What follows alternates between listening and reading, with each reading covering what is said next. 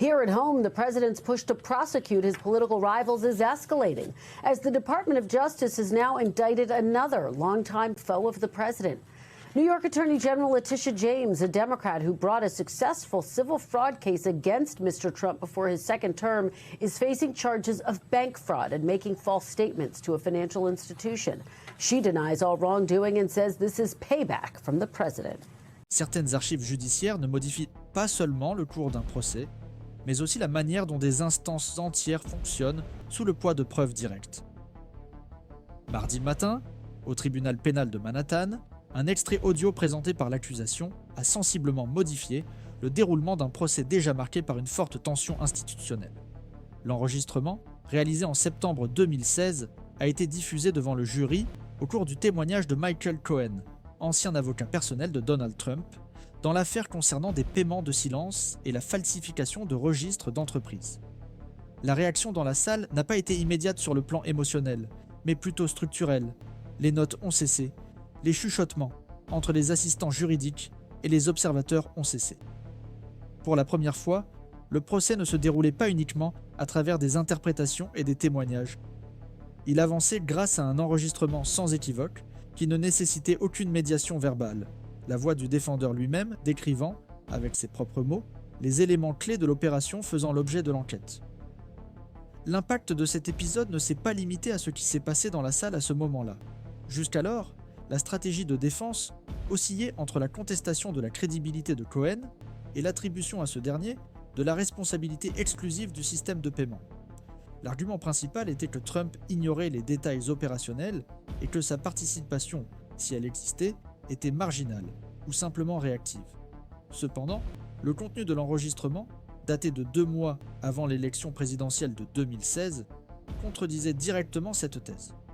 La conversation enregistrée révélait que Trump discutait avec Cohen de la nécessité de rembourser la société American Media Inc., chargée d'acheter et de faire taire le récit d'une ancienne mannequin de Playboy sur une relation présumée avec le candidat républicain de l'époque. L'enregistrement plaçait non seulement Trump au centre de la logistique financière du paiement, mais il mettait également en évidence sa familiarité avec les mécanismes adoptés pour le dissimuler à l'examen public et, éventuellement, aux exigences légales de transparence électorale. Ce moment de transition procédurale, du litige narratif à la matérialité documentaire, a intensifié le caractère institutionnel du procès. L'enregistrement a présenté au jury un fragment de réalité qui ne nécessitait ni reconstruction verbale, ni interprétation subjective. On a entendu le nom de la bénéficiaire, la description de la transaction, la proposition de création d'une société pour masquer le transfert et l'intention explicite de maintenir l'épisode hors du débat public jusqu'à la tenue de l'élection. Sur le plan juridique, il s'agissait d'un élément de preuve qui renforçait la thèse de l'accusation selon laquelle il y avait eu une intention délibérée de dissimuler des dépenses à des fins électorales, ce qui pourrait constituer une violation des règles de financement des campagnes électorales.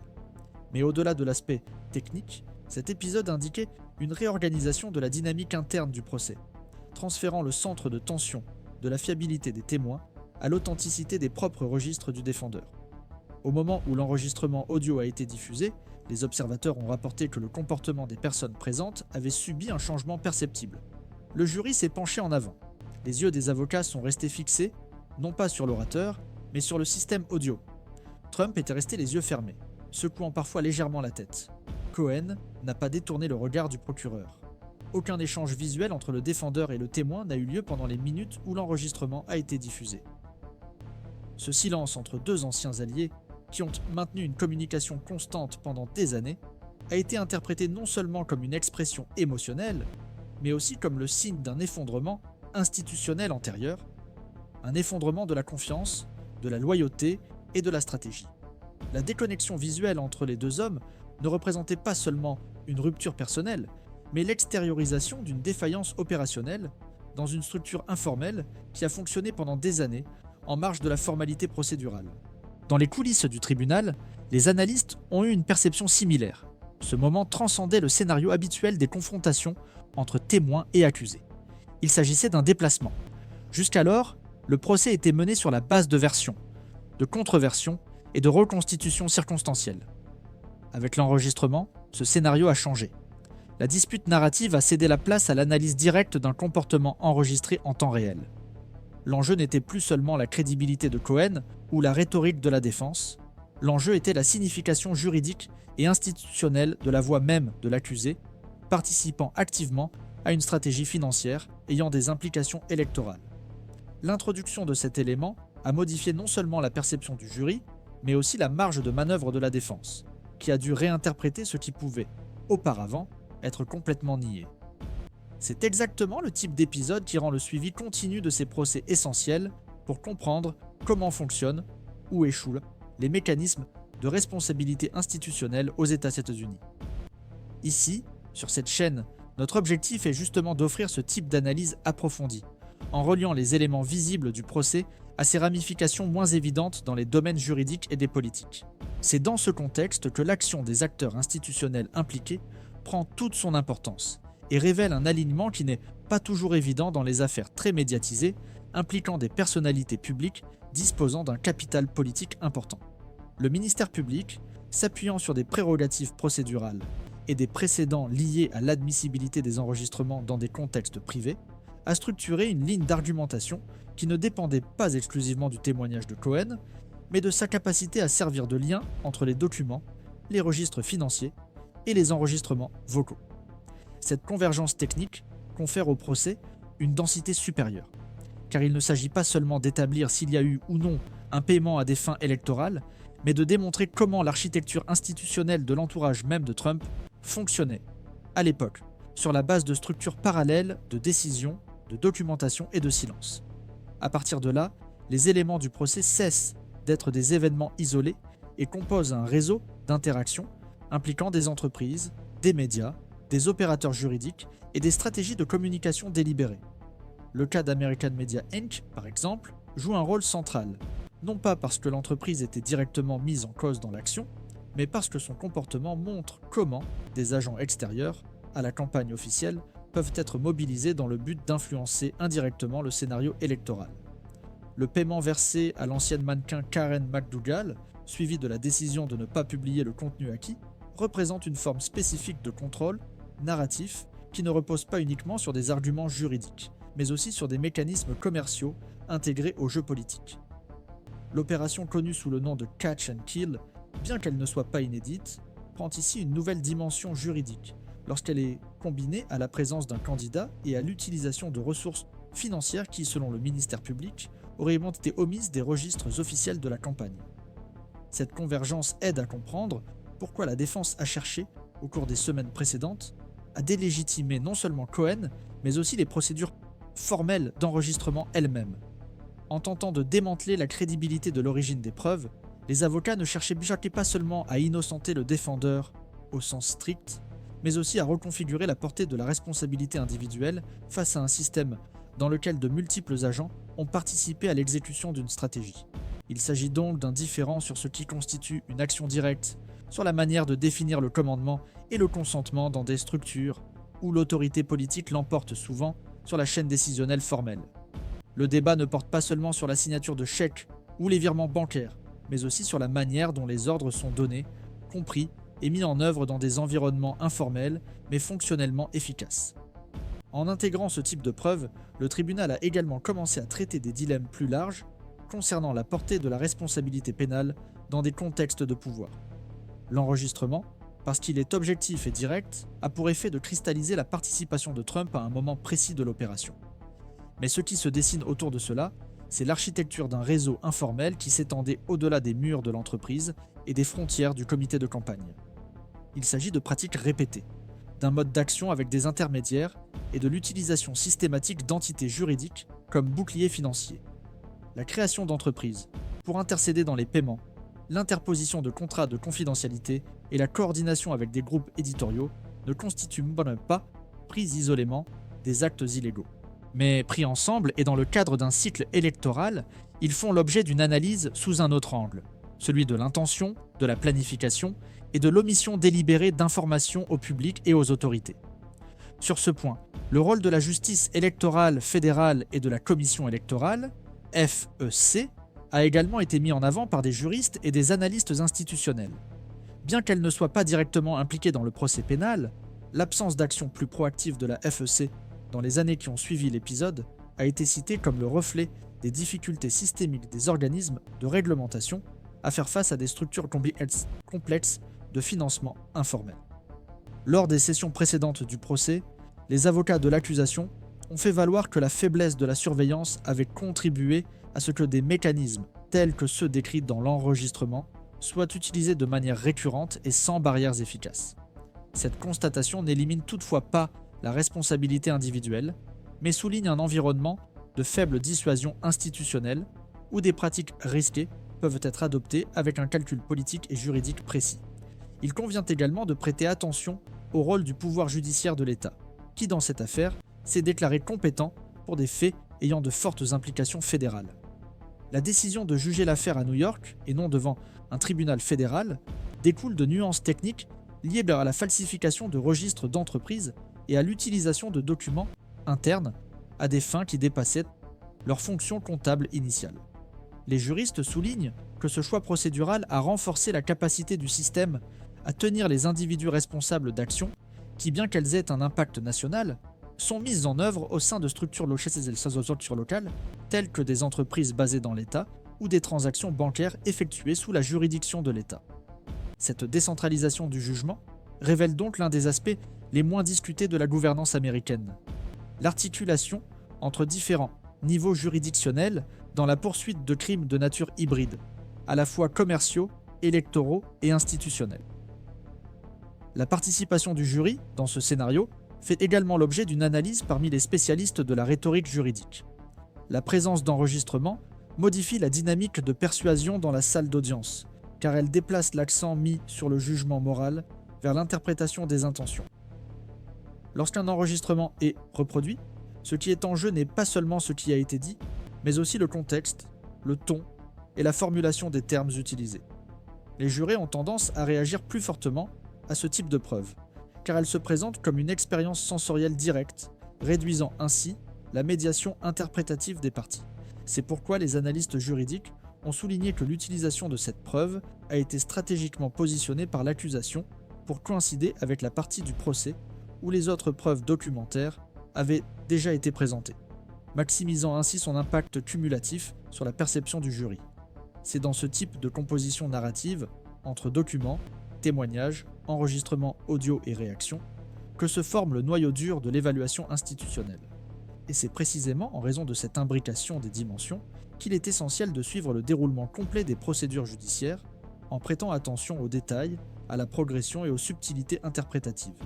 À cet égard, l'effort continuera à consister à contextualiser chaque étape, sans réduire la complexité de ce qui est en litige, ni projeter de conclusions, avant que le système ne les fournisse par ses propres canaux. Non, avec l'avancement du procès et la stabilisation initiale des effets générés par la divulgation de l'enregistrement, les analyses sur la véritable signification juridique et politique de cet événement se multiplient. La simple présence de la voix de l'ancien président au cœur d'une opération financière suspecte n'implique pas directement une condamnation pénale automatique, mais ouvre un nouveau chapitre dans le débat sur les contours de la responsabilité des personnalités qui ont occupé la tête du pouvoir exécutif aux États-Unis d'Amérique. L'épisode en question a commencé à être interprété non seulement comme une preuve dans le cadre d'une procédure spécifique, mais aussi comme faisant partie d'une discussion plus large sur les limites entre l'action institutionnelle et les stratégies informelles de défense électorale. L'attention se déplace de la véracité isolée des faits vers la manière dont ces données sont internalisées par le système juridique et traduites en actions institutionnelles. Selon des informations officielles, l'enregistrement a été remis légalement aux autorités de l'État dans le cadre d'une coopération conclue par Michael Cohen, après sa collaboration avec les enquêtes fédérales. Bien qu'il n'y ait pas de contestation juridique sur la légalité de la collecte, certains soutiennent que l'impact produit par ce type de preuve sur le jury transcende sa valeur technique et influence de manière sensible la perception des jurés. Pour une partie importante de la doctrine juridique, ce phénomène soulève des inquiétudes quant à l'équilibre entre la raison juridique et l'émotion publique, en particulier dans les procès ayant un large retentissement médiatique.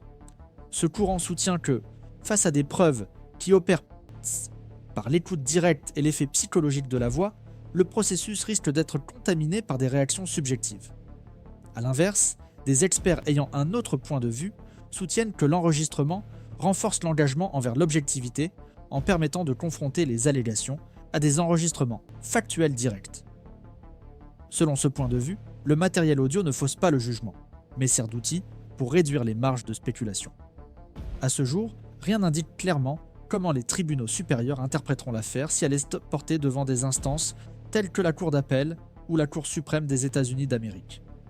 Bien que le procès repose sur des accusations de nature étatique, les juristes soulignent que le débat pourrait prendre une ampleur constitutionnelle en abordant des questions telles que les limites du privilège du secret présidentiel, la délimitation entre la vie publique et privée des autorités, et le rôle de la presse dans la médiation des procès présentant un intérêt public élevé. L'affaire cesse donc d'être une simple question juridique et devient l'un des thèmes centraux du fonctionnement des institutions en période de crise démocratique et de remise en question de la légitimité de l'État. Les observateurs institutionnels ont également attiré l'attention sur le caractère transformateur de cet épisode en ce qui concerne la manière dont le pouvoir politique est documenté et contrôlé à l'ère numérique. Le simple fait qu'un enregistrement ait été réalisé par un proche collaborateur sans le consentement du président de l'époque soulève des questions d'ordre éthique et structurel qui vont au-delà de la légalité ponctuelle de l'acte. Ce qui s'est remis en question, c'est l'impact que ce type de preuve peut avoir sur la confiance entre alliés, sur la formalisation des décisions stratégiques et sur la capacité du système à intégrer des éléments produits en dehors des structures formelles de l'État. Les institutions, consacrées aussi à l'étude de la gouvernance publique, ont averti que la présence d'enregistrements informels dans des procès importants expose non seulement des individus, mais aussi une architecture politique marquée par des zones d'informalité et d'opacité. Dans ce nouveau contexte, il devient de plus en plus urgent de discuter de la manière dont le système juridique doit répondre à l'intersection croissante entre les éléments d'enregistrement personnel et les dispositifs publics de responsabilisation. Alors que certains experts mettent en garde contre les risques d'institutionnaliser l'utilisation d'enregistrements secrets dans les conflits politiques, avec des effets secondaires sur la cohésion interne des campagnes et des coalitions, d'autres voient dans cet épisode une occasion de renforcer les mécanismes de contrôle et d'accroître la responsabilité des personnalités publiques. Cette tension révèle une ambivalence qui n'est pas encore résolue. D'un côté, la crainte d'un climat de méfiance permanente, de l'autre, la défense de la transparence comme principe non négociable des démocraties modernes. En ce sens, l'affaire devient un champ de bataille sur les critères qui détermineront les preuves légitimes dans des contextes à très fort impact institutionnel.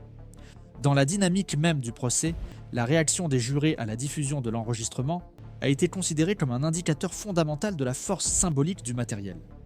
Les comptes rendus des journalistes présents dans la salle d'audience font état d'une atmosphère de silence, d'une absence de mouvement et d'un changement perceptible de comportement parmi les personnes impliquées, en particulier entre l'accusé et son ancien avocat. Ce moment de suspension, où l'écoute de la voix présidentielle a provoqué une rupture dans le flux narratif, a été interprété par les analystes comme un tournant dans la stratégie rhétorique des partis et dans la manière dont le procès sera mémorisé par l'opinion publique. L'enregistrement a commencé à exercer non seulement une fonction de preuve, mais aussi un élément déterminant de la crédibilité du procès et des personnages impliqués. À partir de ce moment, les pronostics sur les prochaines étapes de la défense et de l'accusation sont devenus plus prudents. Les spécialistes du droit pénal et des litiges complexes soulignent que, malgré la force symbolique et juridique de l'enregistrement, le système américain prévoit de nombreuses possibilités de recours et de réexamen des preuves. La défense pourrait faire valoir que le matériel, bien qu'authentique, a été retiré d'un contexte plus large ou que le contenu de la conversation ne prouve pas de manière incontestable une action directe ou consciente d'irrégularité. L'absence de commandes explicites ou d'aveux directs peut être exploitée comme une zone d'ambiguïté susceptible d'une interprétation favorable. D'autre part, de plus en plus de juristes considèrent que la défense se trouve dans une position de plus en plus restreinte face à l'accumulation d'éléments objectifs dans le procès. Pour ce courant, l'enregistrement n'est qu'une des nombreuses données qui se complètent, parmi lesquelles des registres financiers, des contrats signés et des témoignages sous serment, formant une mosaïque d'indices qui indiquent un schéma récurrent. Ainsi, on s'attend à ce que le système cherche à consolider la légitimité d'un éventuel verdict sur la base de cet ensemble articulé, neutralisant les tentatives de renverser le récit vers un cas supposé de persécution politique. Néanmoins, le déroulement du procès et la possibilité de recours indiquent que la stabilité institutionnelle continuera d'être mise à l'épreuve dans les prochaines étapes. Face à ce scénario dense et chargé d'incertitudes, il est essentiel de suivre le processus avec rigueur, sobriété et attention aux signaux émis non seulement par les acteurs de l'affaire, mais aussi par le système juridique lui-même dans ses différentes instances. L'engagement analytique reste centré sur une lecture responsable, critique et constamment actualisée, dans le respect des limites de ce qui peut être affirmé alors que le cours des événements continue d'évoluer. À chaque nouvelle étape, cet épisode se confirme comme le reflet des tensions les plus profondes de la vie démocratique contemporaine.